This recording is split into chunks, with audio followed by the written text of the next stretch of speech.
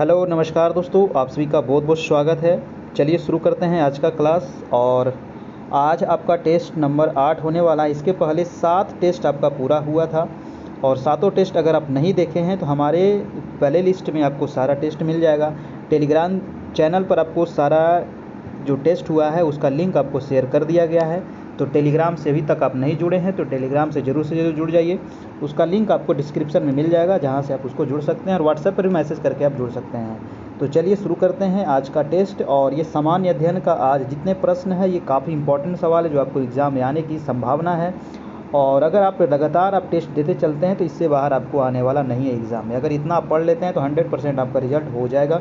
ये आपका नंबर दिया गया है जहां से आप व्हाट्सएप पर मैसेज करके टेलीग्राम का लिंक आप प्राप्त करें, नहीं तो आपको डिस्क्रिप्शन में भी दिया गया है, वहां से भी आप ज्वाइन कर सकते हैं। ठीक है, और चलिए तो शुरू करते हैं। और इसके अलावा सीटेट की भी क्लास कल चल रही है, तो जो लोग अगर सीटेट का तैयारी करना चाहते हैं वो आपके जो भी सगे संबंधी उनको बता दें। सीटेट का भी एडमिशन हो रहा है और टीचमिंट ऐप पर आपका सीटेट का क्लास चलेगा। जो लोग एडमिशन लेना चाहते हैं तो इस नंबर पर मैसेज करके एडमिशन ले लीजिए। और चलिए आज का क्लास का पहला सवाल हम लोग शुरू करते हैं। समय ज़्यादा नहीं है, समय को ज़्यादा बर्बाद नहीं करना। डेली आपका क्लास 9 बजे से चलता है। हमारी थोड़ी सी आज तबीयत ठीक नहीं है, इसकी वजह से थोड़ा सा आवाज़ में भी कम होगा, है ना, थोड़ा सा मैनेज कीजिएगा आप लोग। पहला प्रश्न कह रहा है कि मोहन बागान किससे संबंधित है। देखिए, मोहन बागान काफ़ी इम्पोर्टेंट प्रश्न है। मोहन बागान जो है एक क्लब है। क्या है? एक क्लब है। और ये किसका क्लब है? हॉकी का या सॉकर का या दौड़ से या फिर क्रिकेट से संबंधित है। तो मोहन बागान जो आपका क्लब है दोस्तों, या फिर इसको सॉकर क्लब कह सकते हैं या फिर इसको फुटबॉल क्लब कह सकते हैं। ठीक है, ये फुटबॉल क्लब है। क्या है? फुटबॉल क्लब है आपका। और ये कहाँ का क्लब है? तो ये आपका कलकत्ता का क्लब है। भारत का, एशिया का सबसे पुराना फुटबॉल क्लब है। ठीक है, इसको सॉकर क्लब भी कहा जाता है, फुटबॉल क्लब भी कहा जाता है। और ये एशिया का सबसे पुराना फुटबॉल क्लब है, ये याद रखिएगा।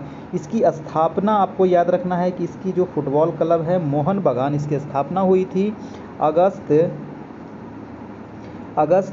1889 में इसकी स्थापना हुई थी। ठीक है, ध्यान रखना है। इसको देखिए, मोहन बागान क्लब को एक और नाम से जाना जाता है, राष्ट्रीय क्लब। इसको राष्ट्रीय क्लब भी कहते हैं। ठीक है, तो ये भी आप ध्यान रखिएगा। अगर देखिए, अगर आप क्लास करते हैं ना तो कॉपी कलम लेकर के बैठिए, उसको नोट करते चलिए तो ज़्यादा अच्छा रहेगा, क्योंकि ये सारा चीज़ आपको रिपीट होते रहेगा ना, तो एक बार एक ना एक दिन आपको ये काफ़ी बेनिफिट होने वाला है। नेक्स्ट प्रश्न है कि भारत में कार्यकारिणी निम्नलिखित में से किसके प्रति प्रत्यक्ष रूप से उत्तरदायी होता है। तो भारत में जो कार्यकारिणी होता है ना, वो किसके प्रति उत्तरदायी होता है? ऑप्शन है राष्ट्रपति के प्रति, न्यायपालिका के प्रति, या जनता के प्रति, या फिर विधानमंडल के प्रति। तो किसके प्रति उत्तरदायी होता है? सेकेंड का आंसर क्या होगा आपका? विधानमंडल के प्रति ये उत्तरदायी होता है। कौन? तो कार्यकारिणी। ठीक है, चलिए, जो कार्यपालिका है विधायक के प्रति उत्तरदायी होता है। ठीक है, विधानमंडल का या विधायिका के प्रति उत्तरदायी होता है। भारत जो है दोस्तों एक किस प्रकार की प्रणाली वाला देश है? तो संसदीय प्रणाली वाला देश है आपका भारत। संसदीय जो प्रणाली ली गई है भारत में, ये कहाँ से ली गई है? ये क्वेश्चन आपको बहुत बार पूछा गया है। भारत कैसा देश है? तो संसदीय प्रणाली वाला देश है। संसदीय प्रणाली कहाँ से लिया गया है ये आपको नीचे कमेंट करके बताना है। जल्दी से कमेंट कीजिए फटाक से, सभी लोग बताइए कि भारत में जो संसदीय प्रणाली है वो कहाँ से ली गई है। और एक क्वेश्चन पूछा जाता है कि संघीय प्रणाली, तो भारत की संघीय प्रणाली कहाँ से ली गई है और संसदीय प्रणाली कहाँ से ली गई है, ये दोनों आपको नीचे कमेंट करके बताना है। नेक्स्ट है आपका 3rd नंबर प्रश्न। कह रहा है कि भारत की राष्ट्रीय आय का सबसे बड़ा भाग निम्न से प्राप्त होता है। भारत की जो राष्ट्रीय आय है उसमें सबसे बड़ा योगदान किसका होता है? प्राथमिक क्षेत्र का होता है, द्वितीयक का होता है, तृतीयक का होता है, या फिर किसका क्षेत्र उसमें सबसे ज़्यादा योगदान होता है? तो देखिए, प्राथमिक क्षेत्र में क्या आता है? तो प्राथमिक क्षेत्र में आपका कृषि आ गया, है ना, प्राथमिक क्षेत्र में कृषि आ गया। द्वितीयक क्षेत्र में क्या होता है? तो विनिर्माण होता है ना। द्वितीयक क्षेत्र में होता है आपका निर्माण क्षेत्र हो गया। तृतीयक क्षेत्र में क्या होता है दोस्तों? तो सेवा क्षेत्र होता है। सेवा जो क्षेत्र होता है, यही जो सेवा क्षेत्र है ये भारत के राष्ट्रीय आय में सबसे अधिक योगदान करता है। अगर प्राथमिक क्षेत्र और द्वितीयक क्षेत्र को भी मिला लिया जाए, उससे भी ज़्यादा योगदान करता है आपका तृतीयक क्षेत्र। तृतीयक जो क्षेत्र है यानी कि जो सेवा क्षेत्र है, वो भारत के जो राष्ट्रीय आय है उसमें कितना योगदान करता है? तो लगभग 51%। ठीक है, लगभग 51% इसका योगदान होता है। ठीक है, तो ये काफ़ी इंपॉर्टेंट था। नेक्स्ट है आपका 4 नंबर, कह रहा है कि महाराष्ट्र का महानतम भक्ति कवि कौन था। कहाँ का? तो महाराष्ट्र का महानतम भक्ति कवि कौन था? रामदास, तुकाराम, नामदेव या फिर एकनाथ? क्या होगा आपका? तो महाराष्ट्र का जो महानतम भक्ति कवि था वो था आपका नामदेव। ठीक है, आंसर क्या हो जाएगा? नामदेव, याद रखिएगा।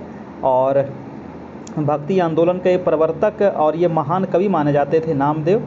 ठीक है, तो ये आप याद रखना है आपको, नामदेव। इसके अलावे जो ऑप्शन में दिया गया है आपको, रामदास है, तुकाराम है, एकनाथ है, ये भी महाराष्ट्र के ही थे। ठीक है, ये भी महाराष्ट्र के ही थे और ये भी महानतम संत थे महाराष्ट्र के आपका।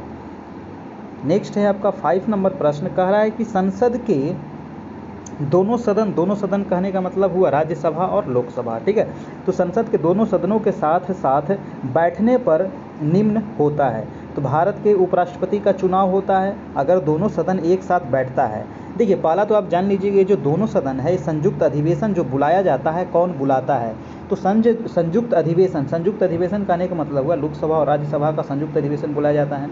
ये अनुच्छेद 108 के तहत बुलाया जाता है। कौन बुलाता है? तो राष्ट्रपति बुलाता है।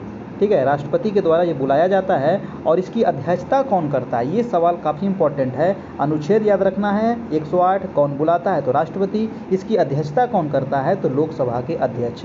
अध्यक्षता कौन करेंगे? तो लोकसभा अध्यक्ष करेंगे। ठीक है, तो ये ध्यान आपको रखना है। अब सवाल पे चलते हैं कि कह रहा है कि संसद के जो दोनों सदन है इसके साथ साथ बैठने पर क्या हो सकता है? भारत के उपराष्ट्रपति का चुनाव होगा। दूसरा ऑप्शन है कि संविधान में संशोधन बिल को स्वीकार करेगा, या फिर सी है कि एक बिल जिस पर दोनों सदन राजी नहीं हो उस पर विचार करना और पास होना। नेक्स्ट है भारत के उपराष्ट्रपति का चुनाव। देखिए, जब दोनों सदन बुलाया जाता है इसका मतलब है कि जो दोनों सदन है वो किसी पर, मतलब कि दोनों में विचार करने के लिए बुलाया गया, किसी बिल पर, है ना, किसी बिल पर दोनों सदन राजी नहीं है और उस पर विचार करने के लिए राष्ट्रपति के द्वारा संयुक्त अधिवेशन बुलाया जाता है। तो इसका आंसर हो जाएगा वो हो जाएगा आपका सी नंबर। अनुच्छेद कितने के तहत बुलाया जाता है? तो 108 के तहत। कौन बुलाता है? राष्ट्रपति। अध्यक्षता कौन करेगा? लोकसभा के अध्यक्ष। नेक्स्ट है आपका 6 नंबर कि संतुलित भोजन में क्या होता है। अब देखिए, संतुलित भोजन का मतलब है कि आपको उसमें सब चीज़ होना चाहिए, है ना, प्रोटीन भी होना चाहिए, उसमें विटामिन भी होना चाहिए, सभी चीज़ होना चाहिए, फाइबर होना चाहिए, तो A to Z चीज़ होना चाहिए, उसी को कहेंगे संतुलित भोजन। ऑप्शन कह रहा है कि सूक्ष्म व व्यापक पोषण। नेक्स्ट है कि विकास और वृद्धि के लिए भोजन पोषण, मक्खन और घी और पशु प्रोटीन। तो 6 का आंसर क्या होगा? आंसर हो जाएगा विकास और वृद्धि के लिए भोजन पोषण, यानी कि विकास और वृद्धि के लिए क्या चीज़ होनी चाहिए? तो संतुलित भोजन होना चाहिए, तभी तो आपका विकास और वृद्धि मतलब समान रूप से हो सकता है। आंसर हो जाएगा आपका बी। नेक्स्ट है और काफ़ी इंपॉर्टेंट सवाल है कि एशिया का छत किसे कहते हैं। वेरी इंपॉर्टेंट छपने वाला सवाल है, एशिया का छत।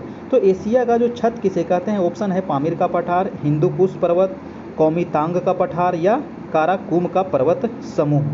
तो देखिए, एशिया का पठार छत कहा जाता है आपको पामीर का पठार को। पामीर के पठार को कहते हैं क्या? एशिया का छत, याद रखना है।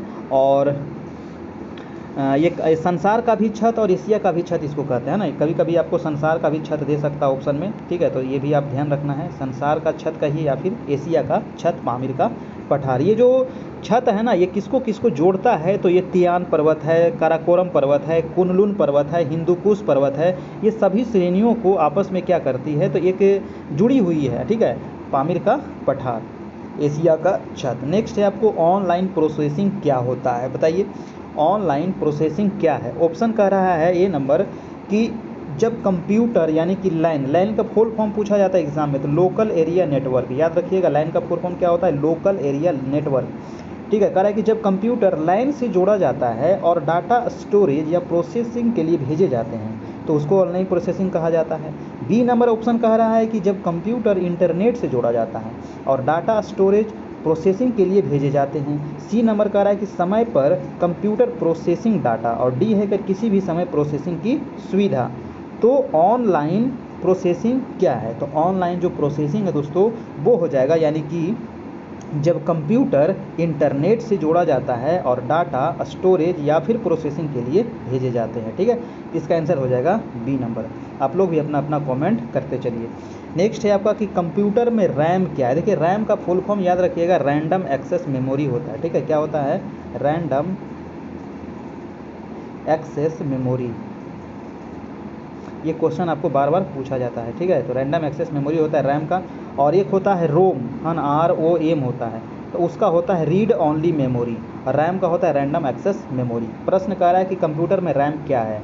ऑप्शन है कि नॉन वोलाटाइल मेमोरी है, या वोलाटाइल तथा नॉन वोलाटाइल दोनों है, या फिर वोलाटाइल मेमोरी है, या फिर अनलिमिटेड मेमोरी है। तो 9 का आंसर हो जाएगा आपका आंसर नंबर ए, यानी कि ये जो रैम होता है ये नॉन वोलाटाइल मेमोरी होता है, ठीक है।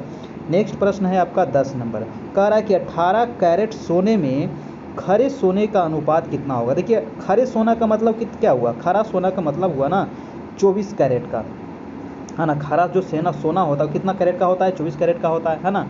और जो कह रहा है कि 18 कैरेट में सोना कितना प्रतिशत होगा, तो कैसे निकालेंगे, तो 18/24 × 100। अब इसको काट कूट दीजिए, आंसर आ जाएगा, ठीक है। इसको काटिएगा तो आंसर आ जाएगा आपका 75%। तो 18 कैरेट सोना में कितना सोना होता है, तो 75% सोना होता है 18 कैरेट सोना में, ठीक है। कैसे निकालेंगे, तो 18/24 × 100, प्रतिशत कर रहा था तो 100 से गुना कर दिए, ठीक है। नेक्स्ट है आपका 11 नंबर। कह रहा है कि निम्नलिखित भारतीय भाषाओं में से कौन सी जो भाषा है वो द्रविड़ भाषा की उत्पत्ति नहीं है, ठीक है। तो द्रविड़ भाषा की उत्पत्ति नहीं है। ऑप्शन कह रहा है कन्नड़, मराठी, मलयालम या तेलुगु। देखिए द्रविड़ भाषा, ये जो प्रश्न है ना ये वेरी इंपॉर्टेंट सवाल है।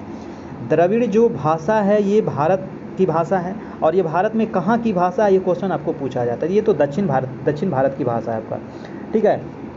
तो इसका जो नहीं पूछ रहा है ना, तो नहीं हो जाएगा आपका मराठी, है ना। नहीं पूछ रहा है तो मराठी हो जाएगा। जो मराठी भाषा है ना दोस्तों, ये मराठी आपका द्रविड़ से संबंधित नहीं है। तो मराठी भाषा किससे संबंधित है, तो मराठी भाषा जो है ये आर्य भाषा से संबंधित है, ठीक है। मराठी भाषा किससे भाषा संबंधित है, तो आर्य भाषा से नोट कर लेना है।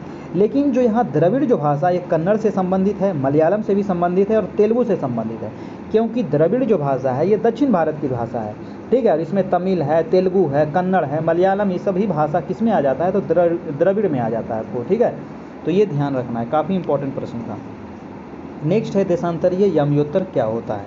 देखिए देशांतरीय याम्योत्तर क्या होता है ये आपको बता देता हूँ थोड़ा सा। तो कह रहा है, ऑप्शन कह रहा है कि समानांतरीय, अर्धवृत्त, या मुख्य याम्योत्तर से किसी स्थान की कोणीय दूरी, संसार के नक्शे की निर्देशित करती हुई रेखा, या फिर डी नंबर है वृत्त। देखिए इसका पहले मैं आंसर बता दूं, उसके बाद इसको समझा देता हूं। देखिए देशांतरीय याम्योत्तर होता है समानांतर अर्धवृत्त।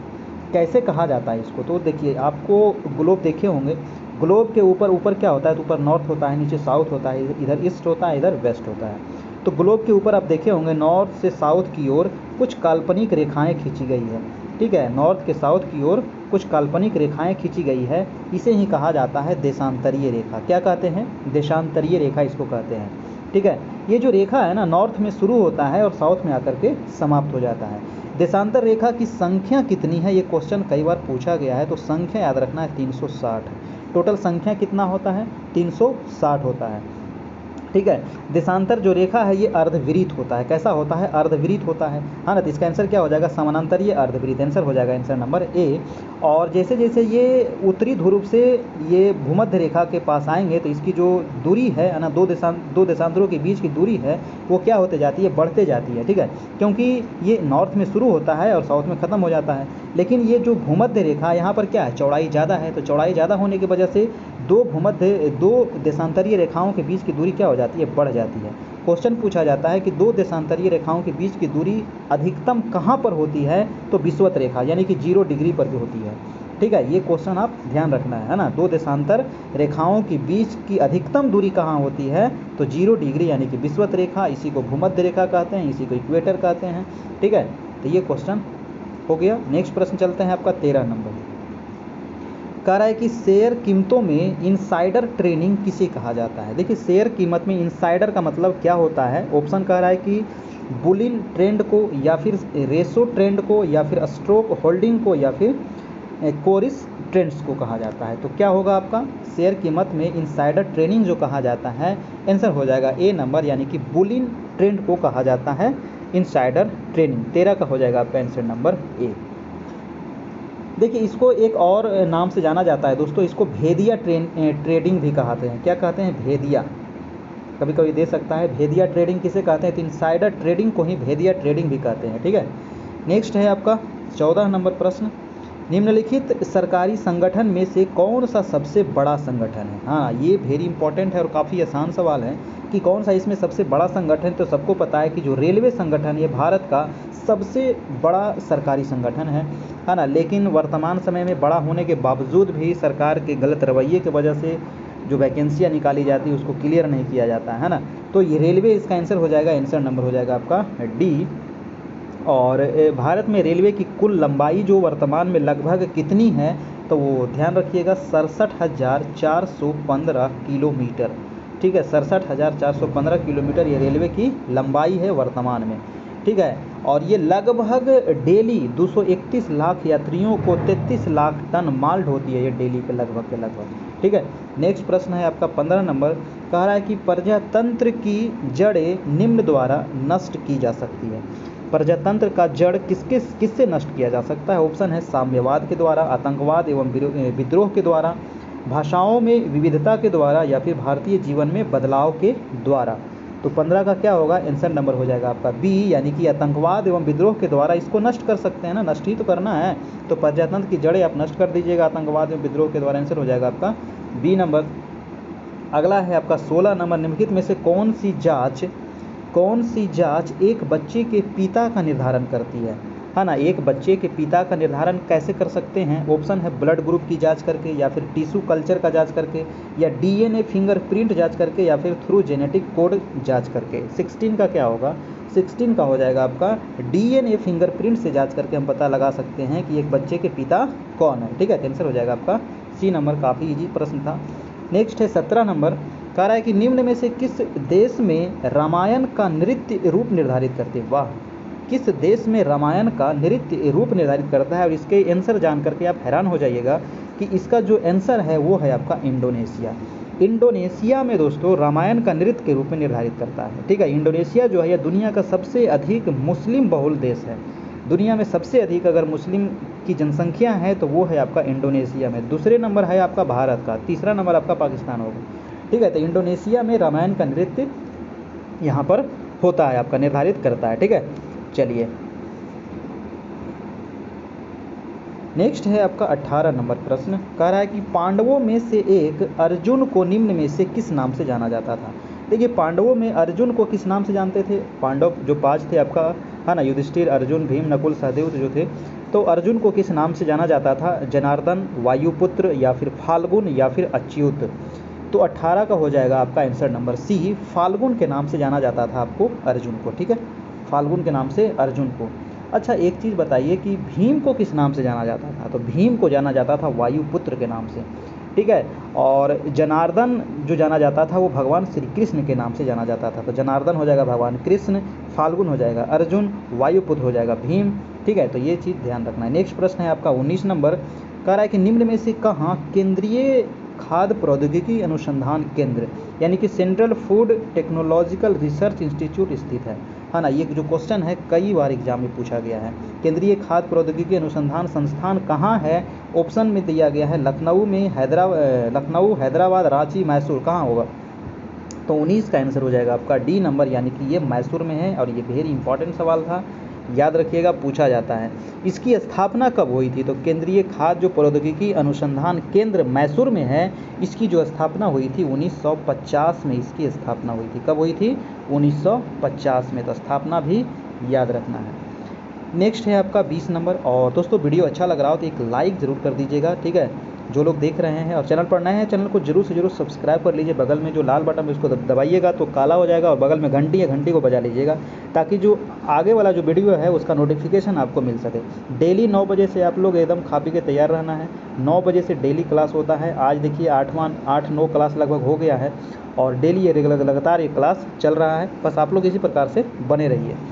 प्रश्न क्या कह रहा है कि मुगल गार्डन, ठीक है, मुगल गार्डन किस शहर में स्थित है? काफ़ी इंपॉर्टेंट है। मसूरी में है, नई दिल्ली में है, श्रीनगर में है, या फिर चंडीगढ़ में है? देखिए, मुगल गार्डन जो है आपका नई दिल्ली में है। ठीक है, मुगल गार्डन जो है एक नई दिल्ली में है। और इसको जो बनाया था वो कौन बनाया था? तो मुगल साम्राज्य के जो संस्थापक थे बाबर, ठीक है, उन्हीं के द्वारा ये नाम दिया गया था मुगल गार्डन, और उन्होंने ही बनाया था। आपका आंसर हो जाएगा आपका आंसर नंबर बी।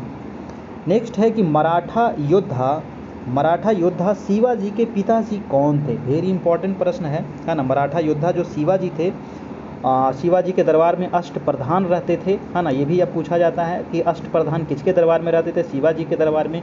अकबर के दरबार में 9 रत्न रहते थे, ये भी याद रखिएगा, और शिवाजी के दरबार में अष्टप्रधान रहते थे। अब शिवाजी के पिताजी कौन थे? ऑप्शन है शाहजी, संभाजी, पेशवा या फिर नानाजी।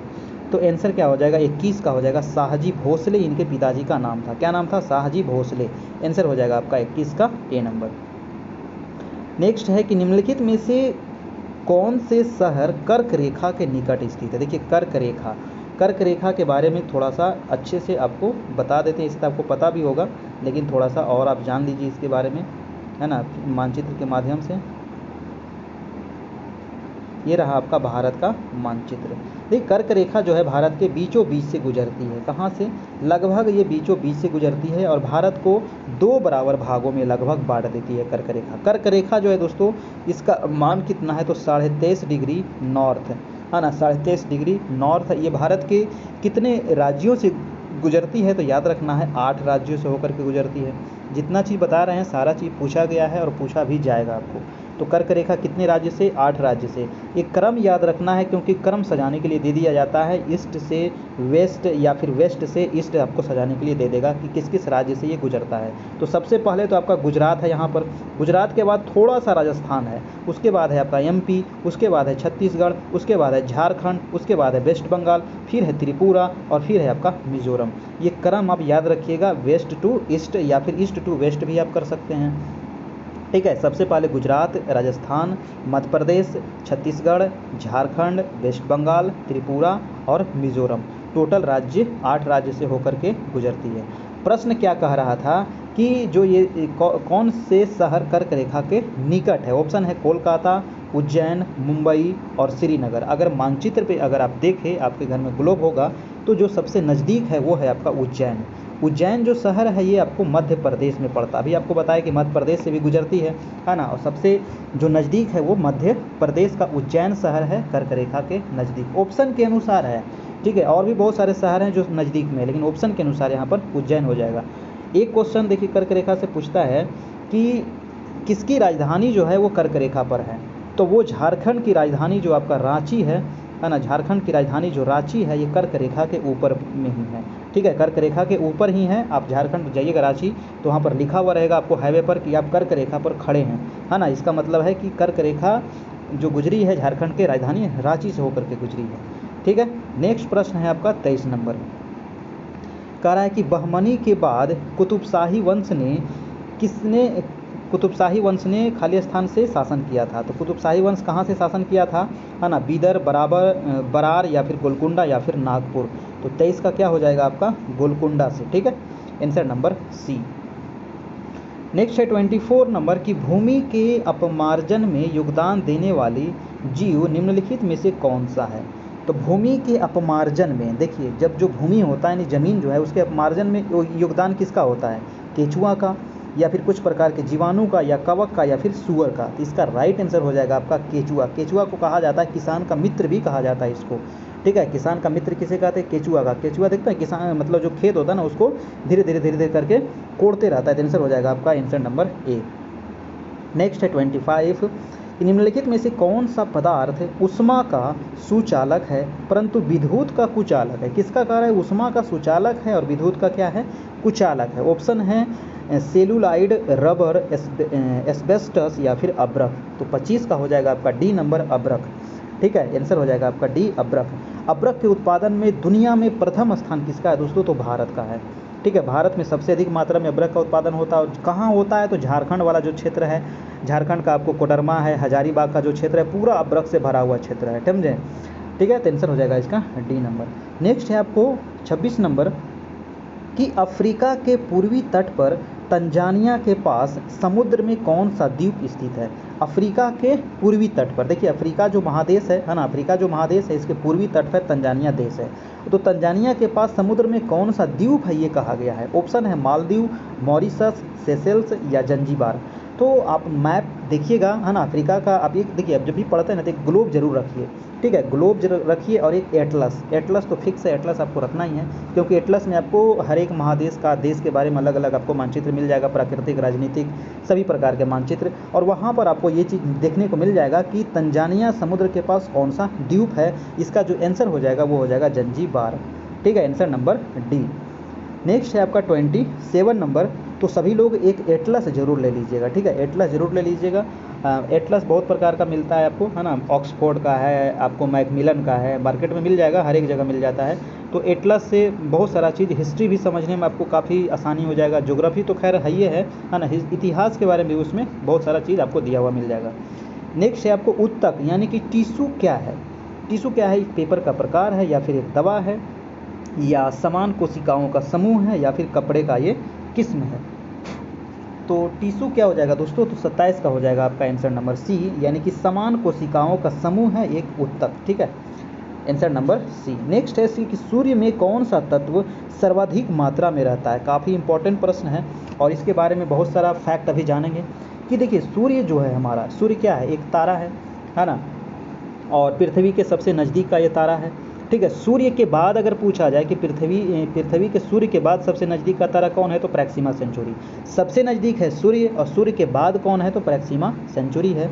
अब कह रहा है कि सर्वाधिक मात्रा में सूर्य में क्या होता है, तो सर्वाधिक मात्रा में जो सूर्य में होता है वो हाइड्रोजन होता है, ठीक है। हाइड्रोजन कितना होता है ये भी आपको पता होना चाहिए। तो हाइड्रोजन जो होता है वो आपको 73.46% इसमें हाइड्रोजन होता है, ठीक है। हीलियम दूसरे नंबर पे होता है इसमें हीलियम, तो हीलियम इसमें कितना होता है, 24.85% होता है इसमें हीलियम।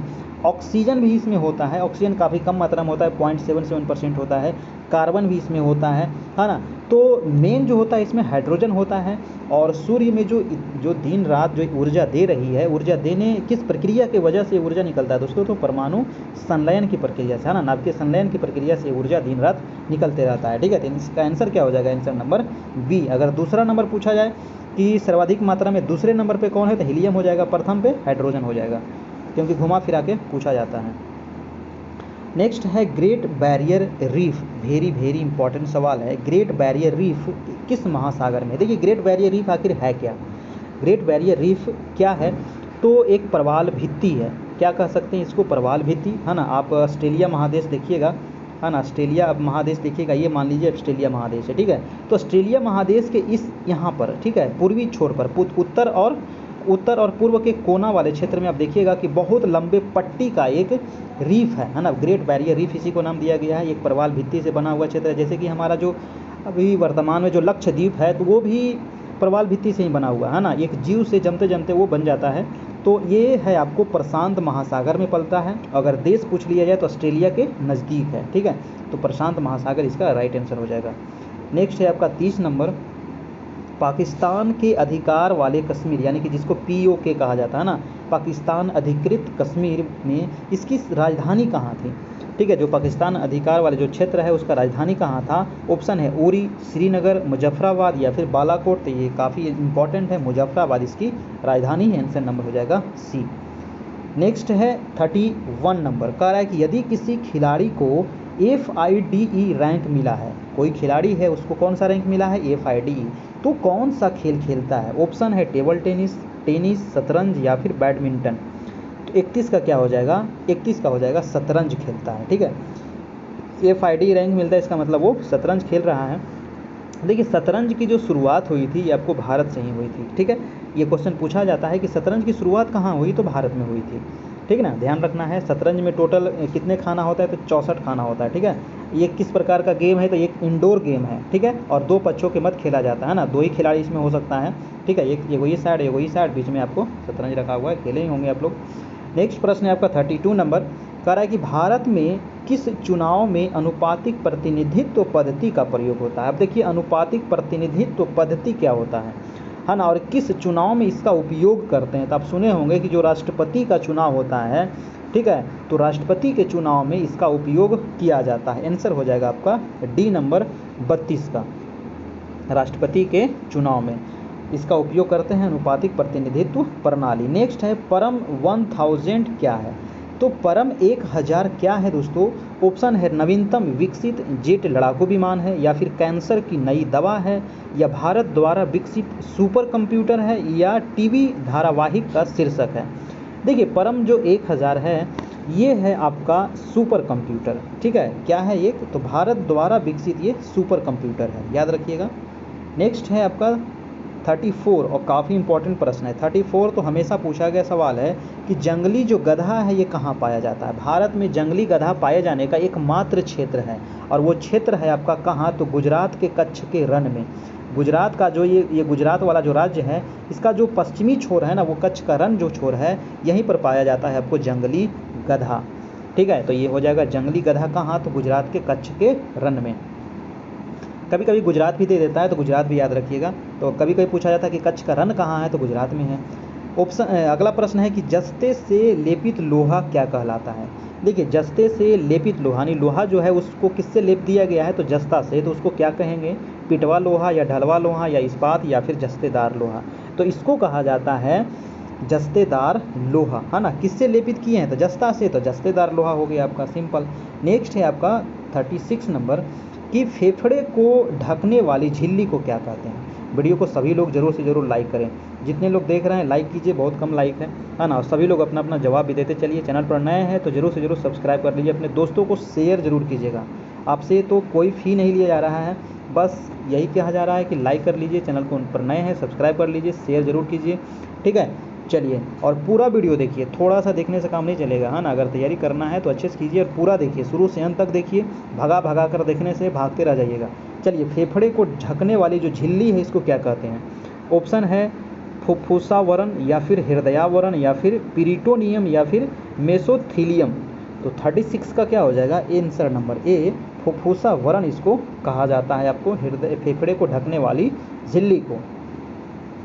जो ये प्रश्न है 37 नंबर, ये वेरी इंपॉर्टेंट है। प्रश्न कह रहा है कि भाषाई आधार पर गठित भारत का प्रथम राज्य।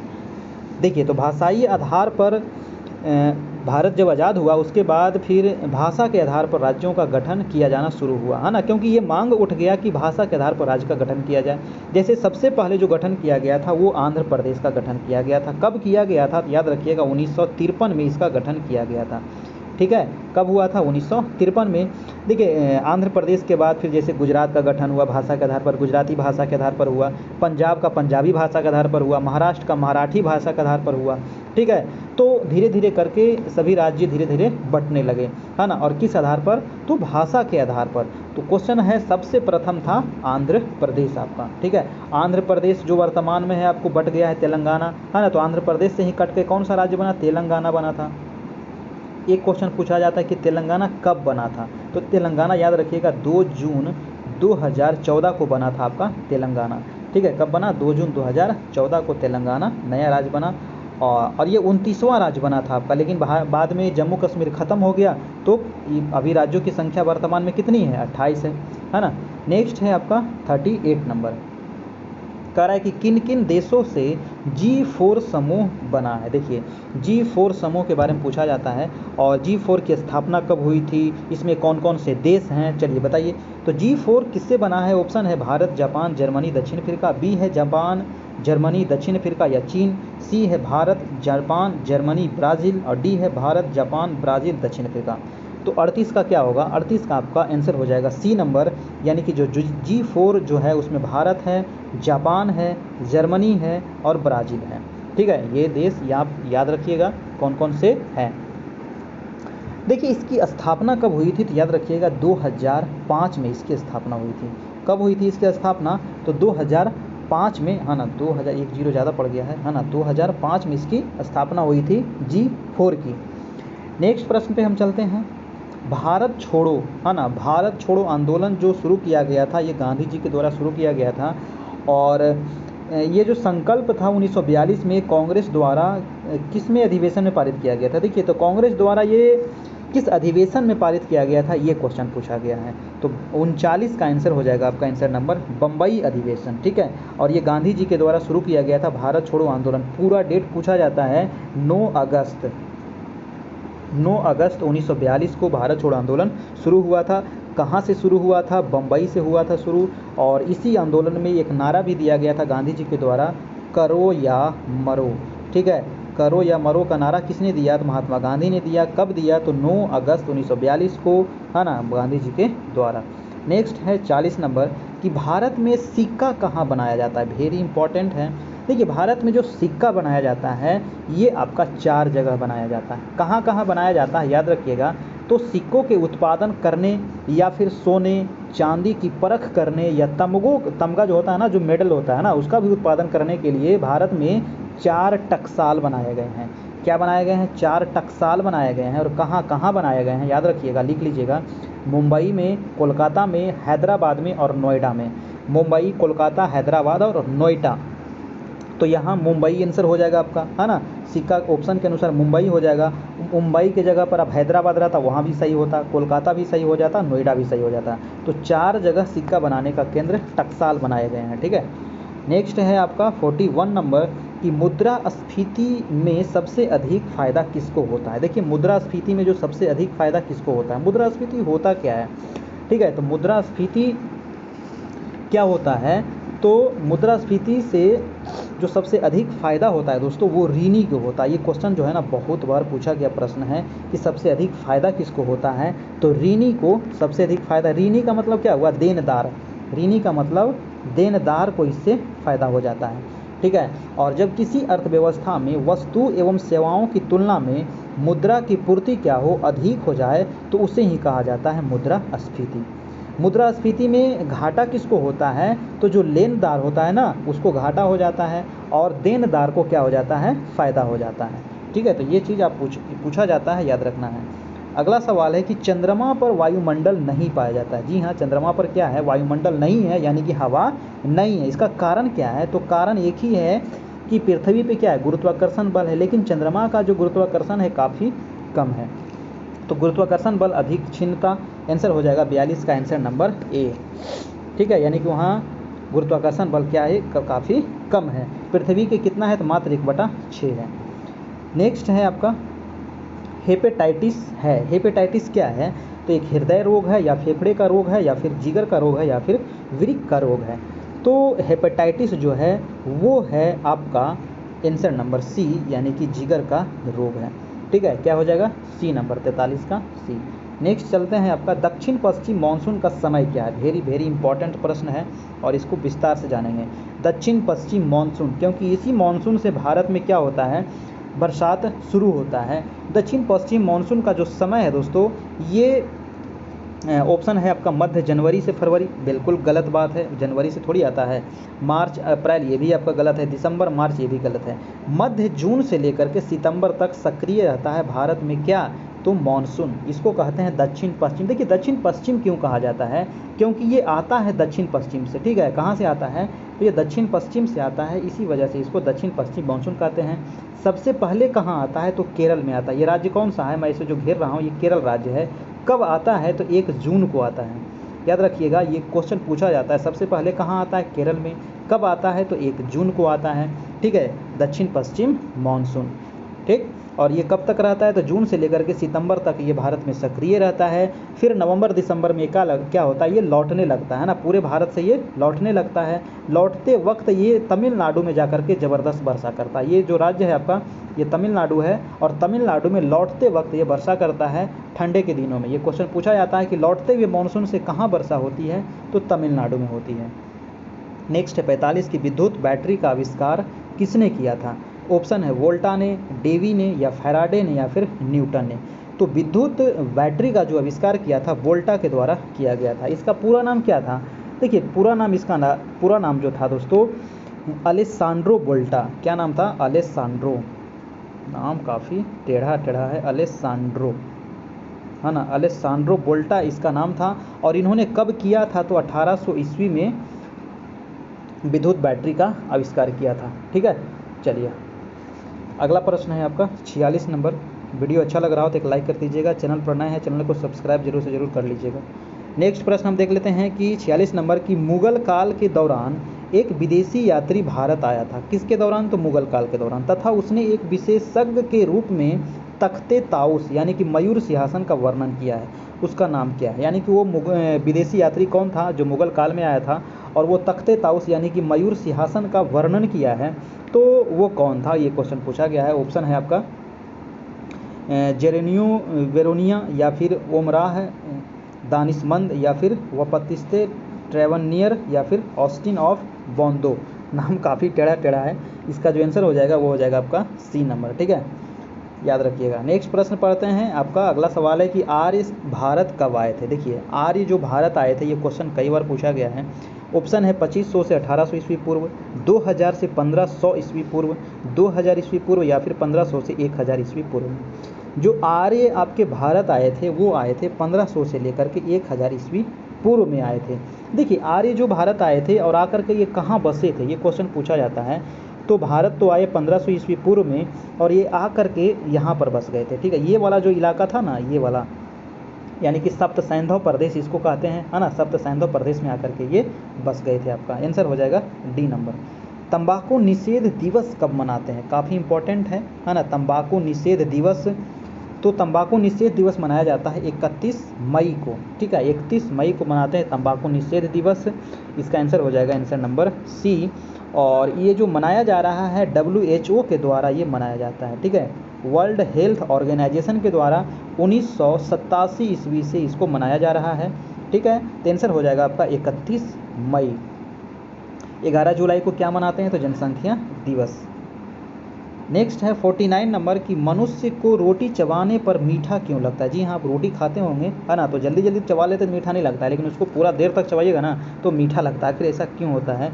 ऑप्शन है कार्बोहाइड्रेट शक्कर में परिवर्तित हो जाता है, बी है कि वसा शंकर में बदल जाता है, या सी है कि प्रोटीन शक्कर में बदलता है, या लार में मिठास के चलते। तो मनुष्य जब रोटी चबाता है तो मीठा क्यों लगता है? तो इसका जो आंसर हो जाएगा वो हो जाएगा आपका ए नंबर, यानी कि कार्बोहाइड्रेट शक्कर में परिवर्तित हो जाता है। ठीक है, आंसर नंबर हो जाएगा आपका ए। आज का लास्ट प्रश्न है और अंत भला तो सब भला। सभी लोग एक बार लाइक कर दीजिएगा, चैनल पर नए हैं चैनल को सब्सक्राइब कर लीजिएगा, जरूर से जरूर इसको शेयर जरूर कीजिएगा। और तो देखते हैं हम लास्ट प्रश्न कह रहा है कि कंप्यूटर में निम्नलिखित में से कौन सा साधन शीघ्रतम आगत यानी कि इनपुट या निर्गत यानी कि आउटपुट भंडारण करने वाला है? तो कौन सा जो साधन है वो शीघ्रतम इनपुट और आउटपुट करने वाला है? ऑप्शन है टेली टाइपराइटर या विजुअल डिस्प्ले यूनिट या फिर मैग्नेटिक फ्लॉपी डिस्क या फिर जिप ड्राइव। तो 50 का जो आपका आंसर हो जाएगा दोस्तों वो हो जाएगा सी नंबर, यानी कि मैग्नेटिक फ्लॉपी डिस्क। तो ये रहा आज का महत्वपूर्ण संभावित 50 प्रश्न और इसका ये रहा उत्तर। वीडियो कैसा लगा, अच्छा लगा, आप नीचे कमेंट करके ज़रूर से ज़रूर बताइएगा। और जो लोग तैयारी कर रहे हैं तो आप सभी से थोड़ा सा एक रिक्वेस्ट है, आप लोग सहयोग नहीं कर रहे हैं, प्लीज़ कुछ सहयोग करें, है ना। जो लोग सहयोग करते हैं उनको PDF और नोट्स वगैरह प्रोवाइड कराया जाता है और उनके लिए एक अलग व्हाट्सएप ग्रुप भी बनाया गया है। तो जो प्रधान शिक्षक और प्रधानाध्यापक हैं वो प्लीज़ ज़रूर से ज़रूर सहयोग करें। गूगल पे आपको यहाँ पर दिया गया है, फ़ोनपे या गूगल पे इस पर आप कर सकते हैं, उसका स्क्रीनशॉट ज़रूर भेजिएगा, तभी आपको व्हाट्सएप ग्रुप में जोड़ा जाएगा। ठीक है, इसके अलावा सीटेट की भी क्लास चल रही है यहाँ पर हिंदी संस्कृत का, इसका फ़ी आपका 400 है। तो जो लोग अगर तैयारी कर रहे होंगे, जिनका अगर तैयारी करना हो तो ज़रूर से ज़रूर बताइएगा, कॉल कीजिएगा। नंबर आपको दे दिया गया है यहाँ पर, इस नंबर पे कॉल करके आप संपर्क कर सकते हैं। तो दोस्तों आज का ये रहा टेस्ट नंबर 8 आपका कंप्लीट होता है और काफ़ी इम्पॉर्टेंट सवाल था। इसको ज़रूर से ज़रूर एक बार दो बार आप देखिएगा तो ये क्लियर हो जाएगा आपका सभी। ठीक है, वीडियो अच्छा लगा हो तो एक ज़रूर लाइक कीजिएगा, चैनल पर नए हैं चैनल को सब्सक्राइब कर लीजिएगा और सहयोग ज़रूर कीजिएगा, आप लोग सहयोग नहीं कर रहे हैं। ठीक है, तो फिर मिलते हैं हम कल रात में फिर से 9 बजे। डेली आपका लाइव क्लास होता है रात में 9 बजे से, सभी लोग तैयार रहिएगा 9 बजे से। Good night, goodbye and take care.